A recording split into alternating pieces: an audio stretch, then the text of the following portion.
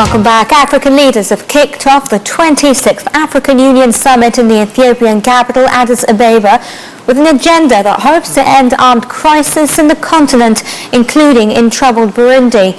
The leaders are expected to vote on deploying a 5,000-strong peacekeeping force in Burundi, despite the country's vehement opposition. While the official theme of the African Union meeting is human rights, leaders will once again have to deal with a string of crises across the continent. Here's a closer look. African leaders met in a bid to end armed crisis, including troubled Burundi, with an unprecedented vote on deploying 5,000-strong peacekeeping forces, despite Burundi's vehement opposition. Talks at the AU Peace and Security Council, attended by presidents and foreign ministers from across a 54-member bloc, stretched late into Friday night in an attempt to narrow positions before the formal summit opened on Saturday. AU Commission Chief Nkurunziza Dlamini-Zuma had opened the summit by commemorating AU peacekeepers killed in efforts to silence the guns amid fierce backroom debate on whether to send a new force to Burundi. UN Secretary General Ban Ki-moon warned that leaders who stand by while civilians were slaughtered in their name must be held responsible, and said the crisis in Burundi required more serious and urgent commitment. He said the UN backed the AU's proposal to deploy human rights observers and to establish a prevention and protection mission in Burundi. Ban also warned of the need for action amid stalled talks to end war in South Sudan. AU Peace and Security Council Chief Ismail Shirogo warned the stakes are indeed high, but Burundi remained defiant in its opposition to the mission it calls an invasion force. Street protests, a failed coup, and now a simmering rebellion began when Nkurunziza announced his intention to run for a controversial third term, which he went on to win in July elections. Hundreds have died and at least 230,000 have fled the country in the months since. A two-thirds majority will be required to send the force named the African Prevention and Protection Mission in Burundi. The summit will see the annual election of new AU chairman to replace Zimbabwe's President Robert Mugabe in the ceremonial role. Ahead of the inaugural session of the AU summit, President Abdel Fattah el-Sisi held talks with the presidents of Kenya and Somalia, as well as the Vice President of Burundi, to discuss bilateral relations. The leaders tackled the urgent need for an increase in consultations with Egypt after it joined the African Peace and Security Council and won a non-permanent seat at the United Nations Security Council. After the talks, presidential spokesman Anet Youssef said that President el-Sisi had reiterated his country's support to the development of Kenya, Somalia and Burundi through the activities of the Egyptian Agency for Development. El-Sisi also discussed mutual trade with Kenya, Egypt's biggest trading partner in the Kamesa region. In his meeting with the Somali president, el-Sisi vowed to back Mogadishu's efforts to restore security and stability in the country. The president also met with Palestinian President Mahmoud Abbas, where they discussed the latest developments in the occupied Palestinian territories.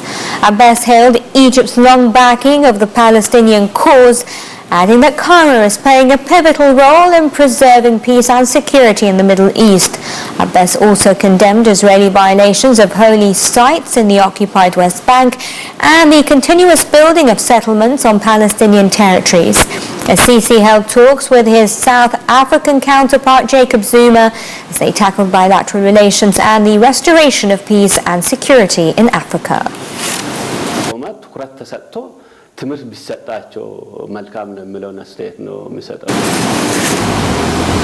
And for more on the ongoing African Union Summit, we're being joined now over the phone by Yasmin Bakir, Nile TV's correspondent from Addis Ababa. Thanks very much for joining us, Yasmin. Thank you very much. Well, obviously topping the agenda is Burundi, and the African leaders are discussing that in depth. It is expected, though, that the leaders are going to vote to deploy the 5,000-strong force, despite Burundi's refusal.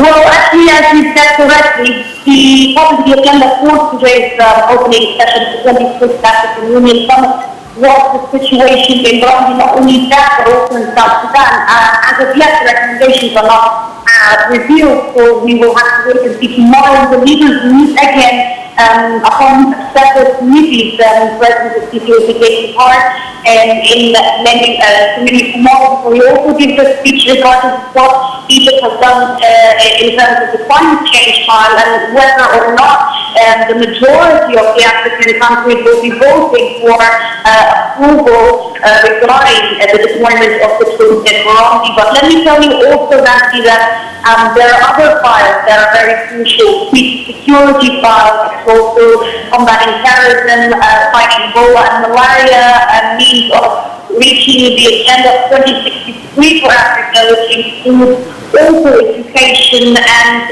democracy or democratic transformation in the African continent and the development of the entire African continent, increasing trade and industry between the countries as well. Can you tell us a little bit more, because as we know, President Abdel Fattah al-Sisi met with a number of leaders on the sidelines of the inaugural session. What can you tell us about those meetings?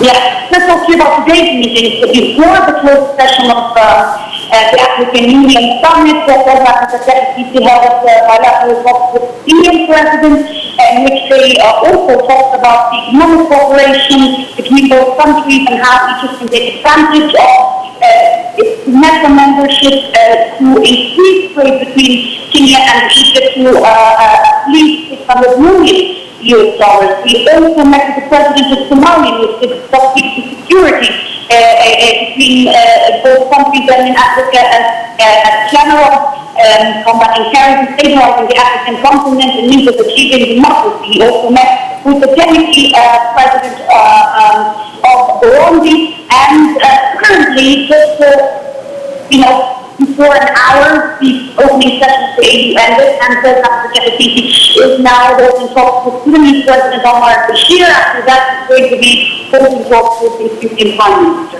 Right. Well, obviously, we're wondering if the president is going to be tackling the controversial Renaissance Dam issue with the Sudanese president and with the Ethiopian leaders. So the meeting has been arranged between both Ethiopian and Egyptian leaders only this morning. So I believe that definitely will be tackling the developments regarding this part. Although now it's in the hands of the experts and the foreign ministries of the three countries, Sudan, Egypt, and Ethiopia. However, we will know after the meeting, according to the official statements that will be released from the presidential spokesman, Ambassador Yusuf, on what exactly was on the agenda of this meeting. Right, and then just finally, if you could tell us what to expect from the president's speech at the summit tomorrow, if you have any details about that. Yasmin? I think it's basically that they will be at the end of the two-day meeting. I mean, the head of the state of the government, they will be adopting the decision of this ordinary 26th session. They're going to be discussing on when they will be following up on the committees that will be tackling the various files, whether it's the peace and security, the health, the education, and combating terrorism. We will also find out to see if other issues regarding the truth of Burundi or the ongoing political status that is happening in South Sudan will be resulting in any decisions that will be approved by the majority of the African leaders.